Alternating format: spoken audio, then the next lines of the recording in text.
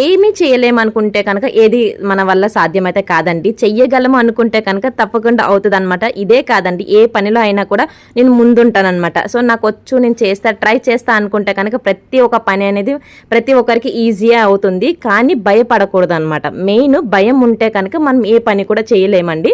So సక్సెస్ఫుల్గా నేనైతే ఇంకా కేక్ అయితే కంప్లీట్ చేస్తాను. అది కూడా పైనాపిల్ కేక్ అనమాట.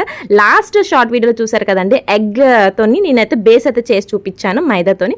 ఇప్పుడు వచ్చేసి అదే కేక్కి ఐసింగ్ ఎలా చేయాలనేది కూడా మీకు చూపించేస్తున్నాను. ఏం లేదండి, జస్ట్ విప్పింగ్ క్రీమ్ని ఫస్ట్ మనమైతే మొత్తం బీట్ చేసుకోవాలండి. ఇంకా క్రష్ ఉంటుంది కదా, క్రష్ కూడా నేను అన్నీ కూడా ప్రతి ఒక్కటి ఆన్లైన్లో తీసేసుకున్నానండి, క్రష్తో సహా అన్నీ కూడా. సో ఇక్కడ బేకింగ్ కోసం నేను టేబుల్స్ ఉంది కదా, ఆ టేబుల్ కూడా మంచి క్వాలిటీగా తీసుకుని, ఎందుకంటే లైఫ్ టైం యూజ్ అవుతుంది కదా అనేసి 200 నుంచి కూడా ఉన్నాయి, బట్ నేనైతే మంచి క్వాలిటీగా తీసేసుకున్నాను. ఇక్కడ వచ్చేసి జెల్ అనమాట అండి. ఇదే జెల్ మనం చూసుంటాం కదా ఎలా ఉంటుందని, ఇంట్లో కూడా ట్రై చేయొచ్చు అనమాట కార్న్ఫ్లోర్తోని, బట్ నేనైతే ఇది కూడా ఆన్లైన్లోనే అనమాట. ఇంకా ఫైనల్ లుక్ అయితే చూసేసండి. నాకు వచ్చినట్లుగా ఫస్ట్ టైం అనమాట ఇంత మంచి డెకరేషన్ చేశానండి. సో మీకు ఎలా నచ్చింది అనేది కామెంట్ సెక్షన్ షేర్ చేయడం. బట్ మీరు చూసింది 1 minute మాత్రమే ఈ వీడియో, కానీ నాకు 3 hours పట్టేసింది తెలుసా ఈ ఐసింగ్ కోసం అండ్ తర్వాత కేక్ బేస్ కోసం కూడా.